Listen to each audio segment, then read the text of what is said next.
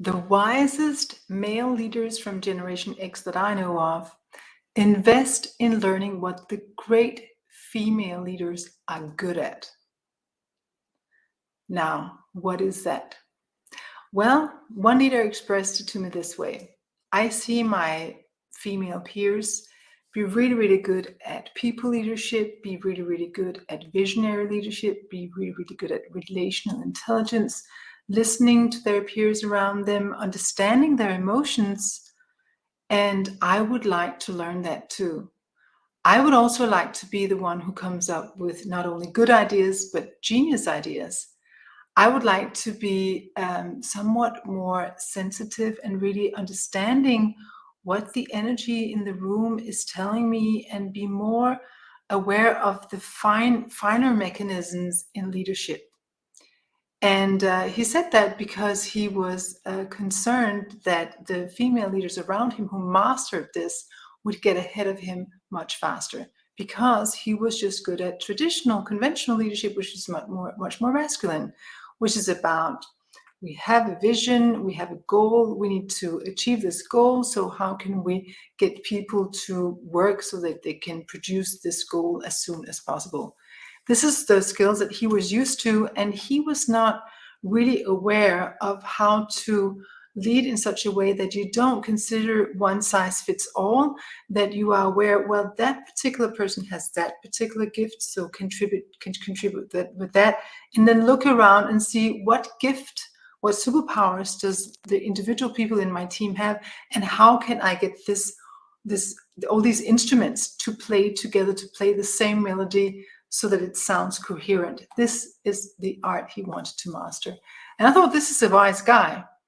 And what's even smarter about it is that if you get good at leading that way, you will also be good at leading the younger generations. Because among the younger generations, you will find many, many more people who cannot be led in the old-fashioned way. They simply, it will have, it would be like the opposite of a magnet. You know, they will shy away from the old-fashioned leadership because it doesn't work for them, because they can't respect leaders who don't master the art of motivating and inspiring, and because they cannot get themselves to participate in a game that doesn't seem deeply meaningful, and because they're also sensitive. And then you can call them snowflakes and all kinds of things like that, but they're just in touch with their emotions, and they're not allowing themselves to be, their boundaries to be crossed, or their their talents to be suppressed, or they don't want to participate in a game that they don't like or agree with, or find worth contributing their energy to.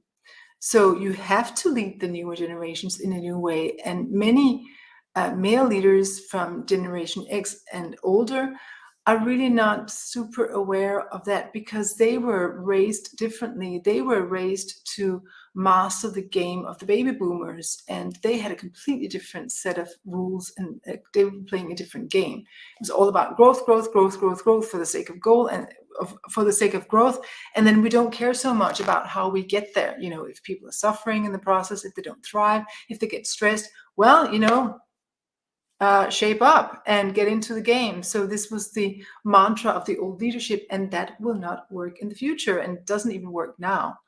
So that's why I'm saying that the progressive leaders, the leaders who, the male leaders who understand that the rules of the game have changed, they invest in learning how to be more sensitive, how to befriend their inner yin, their inner woman, their inner feminine.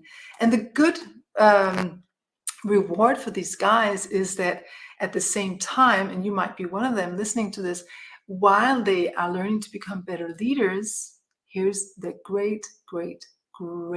the greatest side effect. The greatest side effect you can imagine is that you at the same time become a better partner for your loved one, if you have such a one, or you become a more attractive partner if you don't have a partner yet. You also become a better parent, much better, much closer connection and relationship to your children, and you become a much better friend.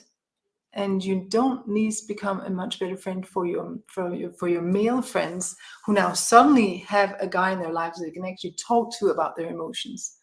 So this is a good deal for everybody. And so I urge you, if you're one of the guys who feel this sounds like a good investment, feel free to contact me, because I am actually really, really good at adding that feminine aspect to people who are used to the masculine and are not so familiar with the feminine. It's my biggest pleasure to help you evoke and evolve that part of you and help you see how you can double up your power. I mean, what's not to like? It's like you have nothing to lose at all. You have only something to gain, namely doubling up your power. So feel free to contact me if you want to have a chat about it. And I hope that this little message inspired you anyway. And maybe look around and see, well, do you know some guys who could use this training? Do you know some guys who actually have some problems because they don't master this new thing, but because they are only walking on one leg, so to speak? They're only using their masculine. Can you see that they're getting in trouble at home, at work, and also in the world? And would you like to help them get out of that trouble and get more balanced and solve the problems that were created with the old leadership? Well, then feel free to contact me and we can take a chat about that. It could be your team, for example, or your own boss. So they know that they're always welcome. They can just book a session with me. All right. Happy, joyous leadership, and go for the new leadership rather than the old. It pays so much better off in the long run.